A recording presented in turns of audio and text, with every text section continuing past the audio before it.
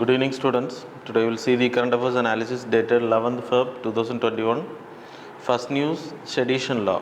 So, Supreme Court வந்து 6 senior journalist மேலே sedition charges inciting violence, கவர்மெண்ட்டுக்கு எதிராக பேசுகிறது, கவர்மெண்ட்டை வயலன்ஸ் மூலமாக கலைக்கிறது, நாட் பை டெமோக்ராட்டிக் ப்ரொட்டஸ்ட், கவர்மெண்ட்டை கலைக்கிறதுக்கான வழிமுறைகளை செய்கிறது வயலண்ட் மீன்ஸில். ஸோ அப்படிப்பட்ட சார்ஜஸ் இல்லைன்னா நீங்கள் எழுதுறக்கூடிய விஷயங்கள், articulating something, videos like voices, இல்லைனா பேசுகிறது மூலமாக தூண்டுறது செடிஷன். சரியா? ஸோ அதான் அதுக்கு சார்ஜஸ் போடுறத சுப்ரீம் கோர்ட் வந்து ஸ்டாப் பண்ணியிருக்காங்க. So that's why it was in news. Sedition law British பீரியடில் 17th centuryயில் இன்ட்ரடியூஸ் பண்ணப்பட்ட old one. It's a old law, colonial ரூலில். எதுக்கு அப்படின்னா கவர்மெண்ட்டுக்கு எதிரான கருத்துக்களை கொண்டு வரதை தடுக்கிறதுக்காக அவங்க இன்ட்ரடியூஸ் பண்ணாங்க. பிகாஸ் தே ரூல்ட் லைக் நம்மளை ஸ்லேவாக வச்சுருந்தாங்க. ஸோ தட்ஸ் த ரீசன் அவங்க கவர்மெண்ட்டுக்கு ஃபேவராக இருக்கக்கூடிய விஷயங்களை விட்டு அலோவ் பண்ணாங்க. எதிராக எழுதக்கூடிய பத்திரிகையாளர்கள், even Gandhiji was treated with sedition act. So அதுக்காக கொண்டு வரப்பட்ட 1837 அந்த டைம் பீரியடில் it was withdrawn again. It was withdrawn. அதுக்கப்புறம் 1870 இட் வாஸ் இன்சர்ட்டட் 124A அப்படின்ற அமெண்ட்மெண்ட் செக்ஷன்ஸில் it was introduced by the recommendation of sir James Stephen. So அவர் மூலமாக திருப்பி introduce பண்ணப்பட்டுச்சு.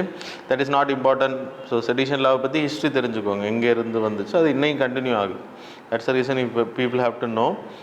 Famous edition during freedom மூமெண்ட்டில் ஜோதேந்திர சந்திர போஸ், அவர் ஒரு பத்திரிகையாளர், அவர் எழுதின விஷயங்களுக்கு எதிராக அவர் மேலே ஃபைல் பண்ணிட்டு, அதே மாதிரி Mahatma Gandhi, Bal Gangadhar Tilak. Not that much important.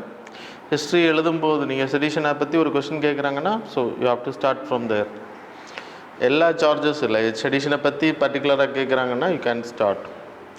So இன்றைக்கி 124A அதே செக்ஷனில் தான் நம்ம கண்டினியூ பண்ணுறோம்.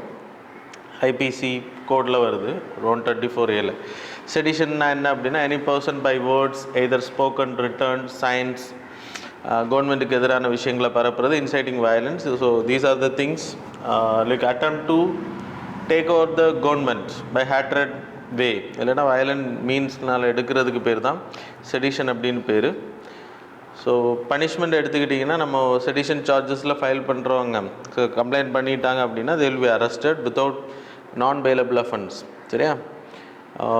Imprisonment up to 3 years life time கொடுப்பாங்க, ப்ளஸ் ஃபைன்ஸும் போடுறதுக்கான வாய்ப்பு இருக்குது. அப்புறம் இந்த சார்ஜஸில் ஃபைல் பண்ணப்பட்டவங்க யாருமே கவர்மெண்ட் ஜாப்ஸ்லேயோ கவர்மெண்ட் சர்வீசஸ்லேயோ போக முடியாது. So they can conduct election too. So major supreme court decisions on sedition law. இப்போ சுப்ரீம் கோர்ட் ஒரு 6 பேரை காப்பாற்றிருக்காங்க செடிஷன் சார்ஜஸ் பாயிறதுலேருந்து. அது மாதிரி முன்னாடியும் செடிஷன் சார்ஜஸை வந்து எதிர்த்துருக்காங்க. 1950 the case Brij Bhushan and the state Delhi and Romesh Thappar versus state of Madras. இந்த கேசஸ்லாம் ஒரு பர்சன் வந்து வயலன்ஸை க்ரியேட் பண்ணுவார் அப்படின்ற பேரில் முன்கூட்டி அரெஸ்ட் பண்ணுறது, இல்லைனா ஒரு பேசுகிறதுனால ஒரு வயலன்ஸ் உருவாகும் அப்படின்றதுனால your violence in the sense கவர்மெண்ட்டுக்கு எதிரான விஷயங்கள். ஸோ அதனால் நீங்கள் அரெஸ்ட் பண்ணுறீங்க. It's a freedom of speech and எக்ஸ்பிரஷனுக்கு எதிரானது அப்படின்றது. அண்ட் தென் இந்த ஆர்டர் வந்ததுக்கு பிறகு we amended the constitution, we added. So first amendment of the கான்ஸ்டியூஷனில் 1902 rewritten to replace undermining the security of the state with in the interest of public order. So நம்ம இப்போ ஸ்டேட்டுக்கு எதிராக பேசுகிறோம் அப்படின்றனால, so I am criticising the government, so it won't be a sedition charge. நான் பேசுகிறது மூலமாக சம் பீப்புள் ஒரு கேதர் ஆகுறாங்க, கவர்மெண்ட்டுக்கு எதிராக ஃபார்ம் ஆகுறாங்க, அண்ட் தென் கவர்மெண்ட்டை கவிழ்க்கிறாங்க அப்படின்னா தட் இஸ் செடிஷன். புரியுதா? ஸோ பேசுகிறதுனால so you can do that. அப்புறம் 1995 அதே மாதிரி தான் பஞ்சாப் கேஸில். ஸோ இதே மாதிரி முன்னாடி சுப்ரீம் கோர்ட் பிரசிடென்ட்ஸ் இருக்குது. ஆர்குமெண்ட் சப்போர்ட்டிங் செடிஷன் 124A எடுத்துக்கிட்டிங்கன்னா சார்ஜஸ் செஷனிஸ்ட் மூமெண்ட், பிரிவினைவாதிகள், இப்போ காலிஸ்தான் மூமெண்ட் இருக்குது, நாகாலிம் செஷனிஸ்ட் மூமெண்ட். ஸோ இதெல்லாம் உருவாகிறதுக்கான வாய்ப்பு இருக்கும். ஸோ இந்தியாவுக்கு எதிரான விஷயங்கள், கான்ஸ்டியூஷனுக்கு எதிரான விஷயங்கள் அவங்க பேசுவாங்க. ஸோ இது ஒரு ஒருமைப்பாட்டை, யூனிட்டி இன் டைவர்சிட்டி வந்து கெடுக்கும் அப்படின்றது சொல்லியிருக்காங்க. டெரரிஸ்ட் குரூப்ஸ் உருவாகிறதுக்கான வாய்ப்பு இருக்குது. ஆர்குமெண்ட்ஸ் அகெயின்ஸ்ட் எடுத்துக்கிட்டால் freedom of speech and expression is getting affected. So கவர்மெண்ட்டை கொஸ்டின் பண்ணுற ரைட்ஸ் இருக்குது. நம்ம செலக்ட் பண்ணுற கவர்மெண்ட்டை கொஸ்டின் பண்ணுற we have the rights, so we can do it. But இது வந்து செடிஷன் சார்ஜ் அப்படின்றப்போ so who will talk, then IPC code unlawful activities prevention act இதெல்லாமே உங்களுக்கு டெரரிஸ்ட் மூவ்மெண்ட்டா செஷனிஸ்ட் மூவ்மெண்ட்டா இல்லை வதந்திகளை பறக்கிறவங்க எல்லாரையுமே அரெஸ்ட் பண்ணுற ஐபிசியில் கோட்ஸ் இருக்குது. அது மாதிரி உப்பா ஆக்டில் வருமுன் காக்கிறதுக்கான வழிமுறைகளும் இருக்குது. அப்படி இருக்கப்போ இந்த செடிஷன் சார்ஜ் வேணுமா அப்படின்றத டிஸ்கஸ் பண்ணியிருக்காங்க. So we have to go by democratic way அப்படின்றது இந்த ஆர்டிகுலோட எக்ஸ்ப்ளனேஷன். The second UAEயோட ஹோப் மார்ஸ் மிஷன் இப்போ லைக் 2015 அவங்க லான்ச் பண்ணாங்க. 2017 ஐ ஹோப் ஸோ. இப்போ அது மார்ஸோட ஆர்பிட்டில் போய் ரீச் ஆயிடுச்சு. நம்மளோட மங்கள்யான் மிஷன் மாதிரி தான், MOM mission. It's an orbiter mission தான். ஸோ 687 டேஸ் வந்து அது வந்து அங்கே இருக்கும். அதுக்கப்புறம் அது லைஃப் இருக்கா அப்படின்ற கொஸ்டின் மார்க் தான். 1.5 tons இதை அமைச்சிருக்காங்க. இப்போது இதில் Emirates exploration imager, high resolution cameras, Mars ultra violet spectrometer எடுத்திருக்காங்க, லைக் பில்ட் பண்ணியிருக்காங்க. அப்புறம் இன்ஃப்ராரெட் ஸ்பெக்ட்ரோமீட்டர். ஸோ இதெல்லாமே அதில் ஃபிட் பண்ணப்பட்டிருக்கு. இது மூலமாக இது லைக் மார்ஸை வந்து ஆராய்ச்சி பண்ணுறது ஹெல்ப் பண்ணும். சரியா? அதுக்கு பிறகு இவங்க கூடவே இன்னும் சைனா அப்புறம் வேறு லைக் ஒரு கண்ட்ரி கூட சேர்ந்து அனுப்பியிருக்காங்க. இட் வில் ரீச் சேம் டைமில் லான்ச் பண்ணப்பட்டது. ஸோ ஜூலை அந்த டைம் பீரியடில், ஜூலையில் I hope in next several days it will meet அப்படின்னு போட்டிருக்காங்க. ஹோப் ப்ரோப் மிஷன் அப்படின்னு பேர். சரியா? USA அண்ட் சைனா அது நம்ம ஆல்ரெடி பண்ணியிருக்கோம். இப்போ UAEயும் அதில் சேர்ந்துருக்காங்க. ரஷ்யா, USA அப்புறம் சைனா இது வரைக்கும் பண்ண கண்ட்ரிஸ் நம்ம அடுத்து பண்ணோம். அதுக்கு பிறகு இப்போ இவங்க பண்ணியிருக்காங்க UAE. So it's a important thing. அப்புறம் இந்தியாவோட மார்ஸ் ஆர்பிட்டர் மிஷனை பற்றி நமக்கு தெரியும். So no need to explain. The third news வந்து இந்தியா போலாண்ட் ரிலேஷன்ஸ். ஸோ அது காரணம் என்ன அப்படின்னா, இந்தியா வந்து UAEயோட சமிட்டில் கலந்துக்க போகிறாங்க கம்மிங் மே டைம் பீரியடில். ஸோ அந்த டைம் பீரியடில் போலாண்ட் விசிட் பண்ணுறதுக்கு ஸ்பெஷல் இன்விடேஷன் கொடுத்துருக்காங்க. That's why it was in news. It will happen. India European Union summit will happen May 2021. So அந்த டைம் பீரியடில் பிரைம் மினிஸ்டர் போலாந்து போகிறதுக்கான வாய்ப்புகள் இருக்குது. அப்புறம் யூரோப்பியன் யூனியன் போலாந்து கூட we are talking travel bubble arrangement. Travel பபிள்னா என்னது? So like covid time பீரியடில் எம்ப்ளாயீஸ் அவங்க வந்து வித்தவுட் ரெஸ்ட்ரிக்ஷன்ஸ் அப்புறம் போயிட்டு லைக் குவாரண்டைன் பண்ணுறது. ஸோ இதெல்லாமே அவங்களோட லைக் எக்கனாமிக் வில்லை பாதிக்கும், ஒர்க் அப்படின்றப்போ லைக் ட்ராவலில் ப்ராப்ளம் இருக்கும். ஸோ இந்தியாவிலேருந்து ப்ராப்பராக டெஸ்ட் எடுத்துகிட்டு போகிறவங்க திருப்பி அங்கே போய் டெஸ்ட் பண்ணுறது, அங்கே போய் குவாரண்டைன் பண்ணுறது, இட்ஸ் அகெயின்ஸ்ட் அப்படின்றதுனால தான் வி ஆர் டாக்கிங். ஸோ இந்த ட்ராவல் பபிள் சிஸ்டம் கிடச்சுன்னா Indians will be easily moved between the countries. So that's a reason. அப்புறம் லைக் ஹிஸ்டாரிக்கல் பேக்ரவுண்ட் 1954லேருந்து we having relationship with Poland, we having embassy there. Then அவங்களும் colonial ரூலுக்கு எதிரானவங்க, imperialistic மூமெண்ட்ஸுக்கு எதிரான, கம்யூனலிசத்துக்கு எதிரானவங்க. So we are also following the same. Export எடுத்துக்கிட்டால் India is the largest trading partner. இதெல்லாம் நீங்களே ஸ்டடி பண்ணிக்கலாம், no need to explain. Investment கேட்டகரிலையும் FDI இந்தியாவில் 672 million அவங்க இன்வெஸ்ட் பண்ணியிருக்காங்க. Then like foreign direct investment 672 million FDI from Poland, that is 0.16% of other country compare பண்ணும்போது. அப்புறம் கொலாபரேஷன் ஐடியில், ஆக்ரோ ஃபுட் ப்ராசஸிங், டெக்ஸ்டைலில் we having, then mining, energy, pharmaceutical. So இதெல்லாம் common தான், you can study by your own. சரியா? Then அர்கஸ் Subha அப்படின்ற new marigold வந்து introduce பண்ணியிருக்காங்க. மேரிகோல்டுனாலே உங்களுக்கு கிரியாட்டின், உங்களுக்கு கெரோட்டின் வந்து அதிகமாக இருக்கும். இந்த கெரோட்டினுக்கு தான் நம்ம இந்த லைக் மேரிகோல்டில் இருக்கக்கூடிய ஜீனை எடுத்து தான் என்ன பண்ணோம், we created golden rice. Like Indian rice institute, international rice institute அதை பண்ணாங்க. இப்போ நிறைய கண்ட்ரீஸில் இன்ட்ரடியூஸ் பண்ணப்பட்டிருக்கு. இந்தியாவில் ஃப்யூச்சரில் இன்ட்ரடியூஸ் பண்ணுறதுக்கான வாய்ப்பு இருக்குது. இப்போது இந்த அரக்கா சுபா அப்படின்றது கெரோட்டினை அதிகமாக இன்னும் கொடுக்கக்கூடியது, நார்மல் மேரிகோல்டை விட அதிகமாக கொடுக்கக்கூடியது. So it can be feeded for life ஸ்டாக்கு கொடுக்க முடியும், லைக் அனிமல் ஹஸ்பண்ட்ரி பர்பஸுக்கு பயன்படுத்த முடியும். ஸோ அதில் லைக் பீப்புள்ஸுக்கு இது பெனிஃபிட் ஆகும். ப்ளஸ் பவுல்ட்ரி ஃபீடிங் வந்து மிருகங்களுக்கும் அதிகமான கெரோட்டின் கிடைக்கும் அப்படின்ற சொல்லுது. அது மட்டும் இல்லை, we can use for other medicine purposes. Medicine மெடிசனுக்கு கிரையாட்டின் தேவை அப்படின்றப்போ you can take it from here. So அதுக்காக தான் இதை இன்ட்ரடியூஸ் பண்ணியிருக்காங்க. Then denying women rights over their body. So அர்ஜென்டினாவில் இப்போது லீகலைஸ்ட் அபார்ஷன்ஸ் அலோவ் பண்ணிட்டாங்க 14th week of pregnancy.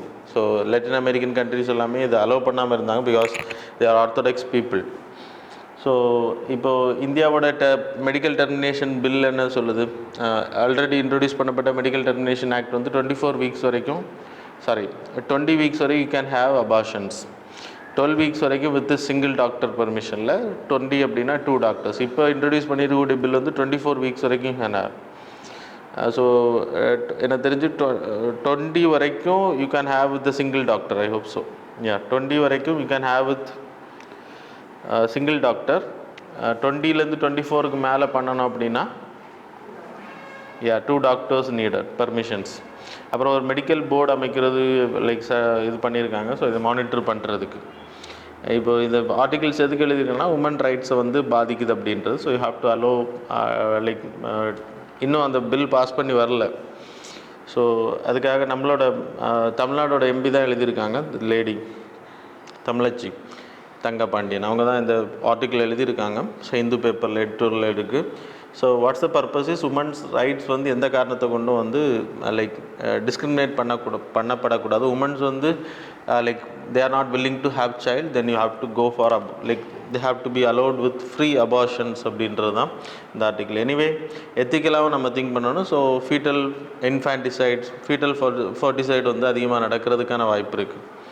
So குழந்தைங்களை கருவில் நசுக்கிற, ஸோ அதுவும் திங்க் பண்ணப்பட வேண்டிய விஷயம் கூட எத்திக்கலி. சரியா? Then Ambedkar social innovation incubation mission already நம்ம இதை டிஸ்கஸ் பண்ணோம். 30 செப்டம்பரில் இதை நம்ம டிஸ்கஸ் பண்ணோம். எஸ்சி கேட்டகரியில் இருக்கக்கூடிய பீப்புள் வந்து அவங்களோட டெக்னாலஜி இனோவேஷன் பண்ணுறாங்க. அவங்களுக்கு அம்பேத்கர் இன்குபேஷன் சென்டர் அப்படின்ற பேரில் அவங்களுக்கு அதுக்கான பிளாட்ஃபார்ம் கொடுக்குறாங்க.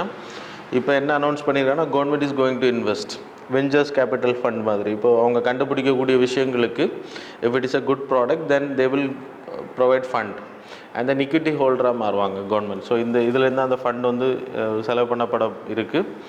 30 lakh over a period of 3 years வந்து கொடுப்பாங்க. அப்புறம் 10 lakh எவ்ரி இயர். இது யாருக்கு அப்படின்னா என்டர்ப்ரனர்ஷிப் பண்ணுறவங்க, புதுசாக டெக்னாலஜி இன்ட்ரடியூஸ் பண்ணுறவங்களுக்கு, இல்லைன்னா ஸ்டார்ட் அப் பண்ணுறாங்க அப்படின்றப்போ it's innovative idea, then it will be provided. Then 7th news privatisation of banks. இப்போது ஒரு ஐடிபிஐயும் ஒரு இன்சூரன்ஸ் கம்பெனியை வந்து ப்ரைவேட்டைசேஷன் பண்ணுறதுக்கு இந்த பட்ஜெட்டில் அனௌன்ஸ் பண்ணியிருக்காங்க. ஐடிபிஐனா industrial development bank of India.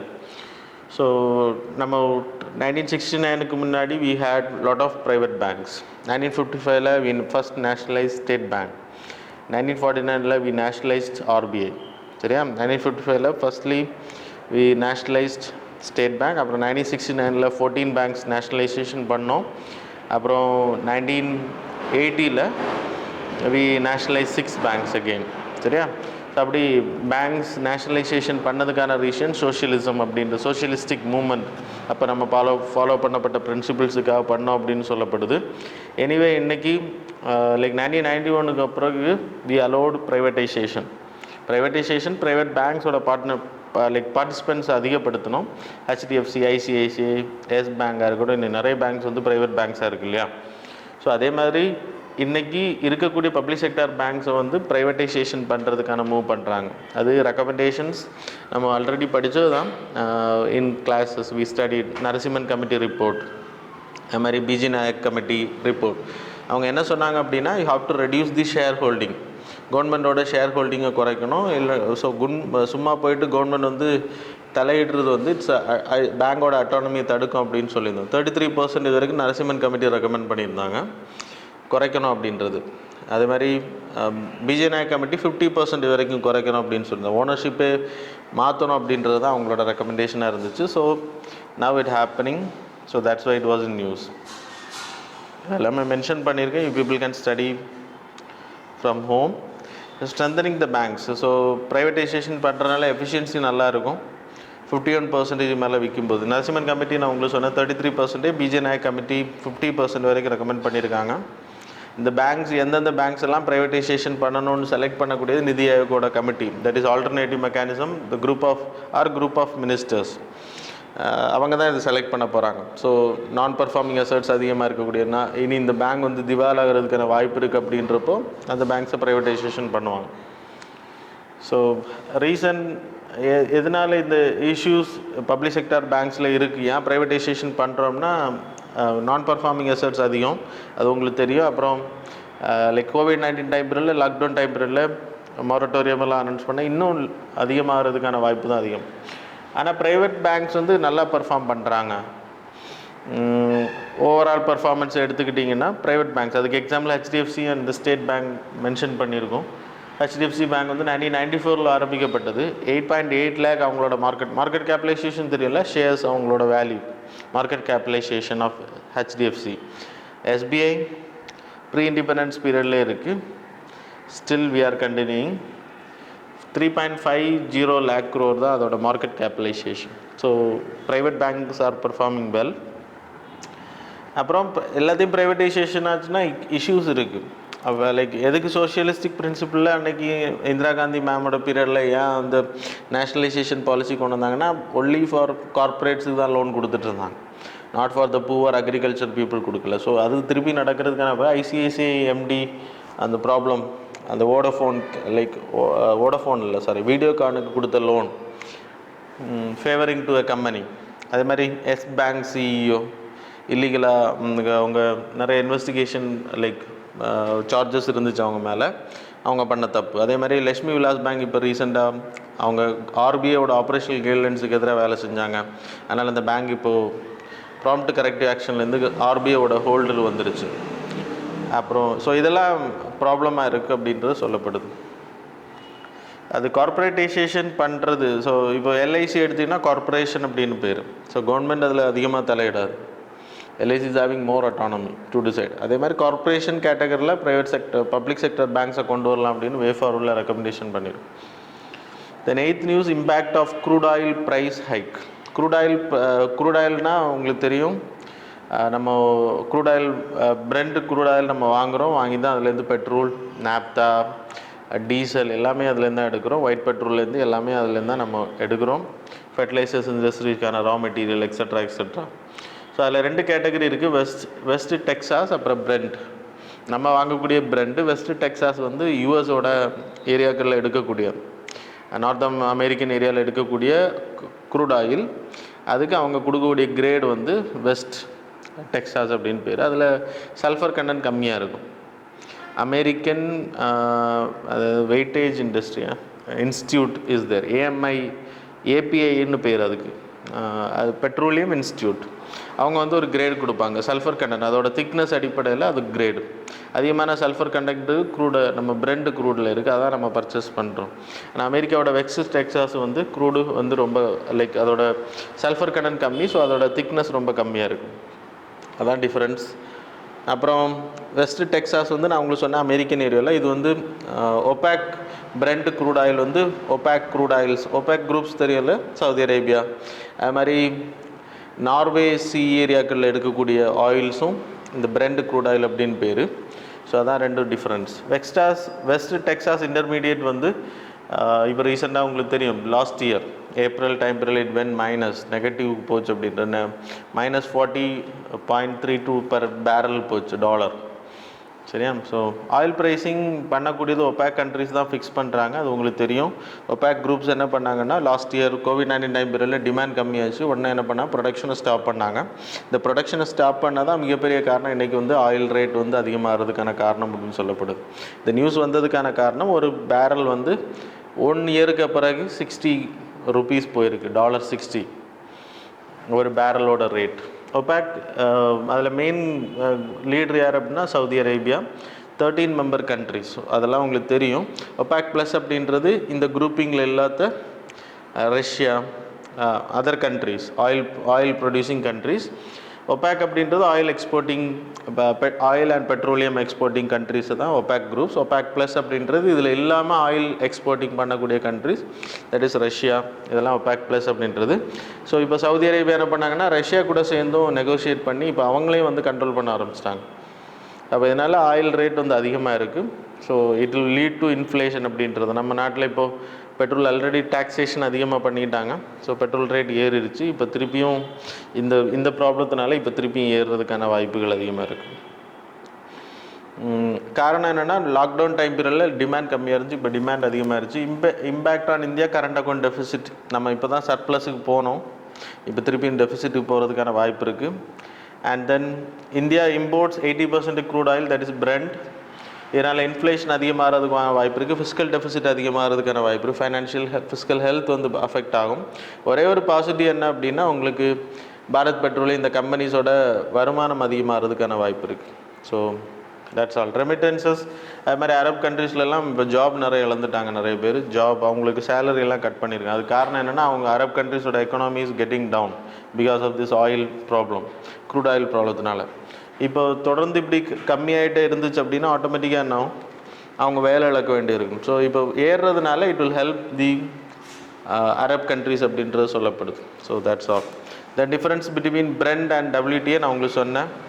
Friend வந்து நார்த் சி, இந்த ஒபேக் கண்ட்ரிஸ் ஏரியாக்களில் எடுக்கக்கூடிய. வெஸ்ட் டெக்ஸாஸ் அப்படின்றது அமெரிக்காவோட ஆயில் ஃபீல்டு ஏரியாவில் எடுக்கக்கூடியது. ஸோ லைட் அண்ட் ஸ்வீட் எடுத்திங்கன்னா அமெரிக்கன் பெட்ரோலியம் இன்ஸ்டியூட் அதோட கிராவிட்டி வச்சு தான் அது மென்ஷன் பண்ணப்படுது. அண்ட் தென் WTA பொறுத்த வரைக்கும் லோவர் சல்ஃபர் கண்டென்ட் 0.24%, பிரெண்டை பொறுத்த வரைக்கும் 0.37%. So these are the things. நம்ம இங்கே பிரெண்ட் க்ரூட் ஆயில் ஏன் வாங்குகிறோம் அப்படின்னா, காஸ்ட் வந்து ரொம்ப கம்மி. That's the reason we are going for the Brent crude oil. So that's all about today's current affairs, students. Hope you people enjoyed. Thanks a lot for joining.